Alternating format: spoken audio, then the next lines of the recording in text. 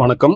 நான் உங்கள் குபேர ஜோதிடர். நம்ம இன்னைக்கு இந்த காணொளியில என்ன பார்க்க போறோம் அப்படின்னா, ஆகஸ்ட் 17ஆம் தேதி ஆவணி மாதம் ரிஷப ராசிக்கு ஆவணி மாத பலன் என்ன அப்படின்னா, ராசியாதிபதியான சுக்கிரன் 2வது இடத்துலயும் 3வது இடத்துலயும் இருப்பார். 2ல இருக்கிறது சிறப்பு. அதே டைம்ல 2ஆம் இடத்துல குரு இருக்கார், அதுவும் சிறப்பு. 4க்குடையவர் சூரியன் 4ஆம் இடத்துல இருக்கிறது சிறப்பு. 4ல கேது இருக்கிறது மனசு சஞ்சலங்கள் சில இருக்கும். அதுக்கு விநாயகரை வழிபாடு பண்றது சால சிறந்த பரிகாரமா இருக்கும்.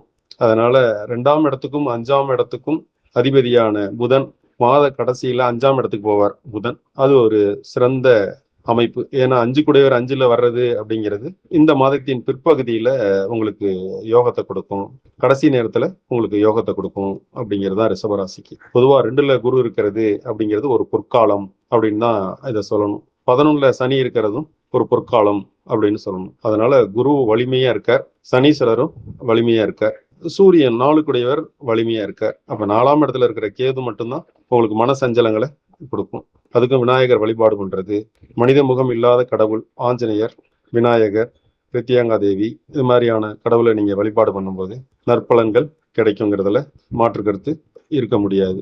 அதனால ரிஷபராசியை பொறுத்த வரைக்கும் பொருளாதார ரீதியா நன்மை நிறைய இருக்கும்.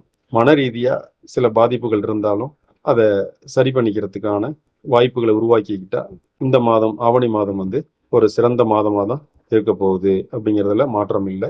10ஆம் இடத்துல ராகு இருக்கிறது தொழிலை மேன்மை பண்ணி தரும். 2ஆம் இடத்துல குரு இருக்கிறது சிறப்பு. 4ஆம் இடத்துல சூரியன் இருக்கிறது சிறப்பு. பிற்பகுதியில புதன் 5ஆம் இடத்துல இருக்கிறது சிறப்பு. 10வது இடத்துல ராகு இருக்கிறது சிறப்பு. 11ல சனி இருக்கிறது மிகச்சிறப்பு அப்படின்னு இதை சொல்லலாம். இந்த மாதம் உங்களுக்கு பொற்கால மாதம் அமைய போகுதுங்கிறதுல எந்த மாற்று கருத்தும் இருக்க முடியாது. வாழ்க வளமுடன்.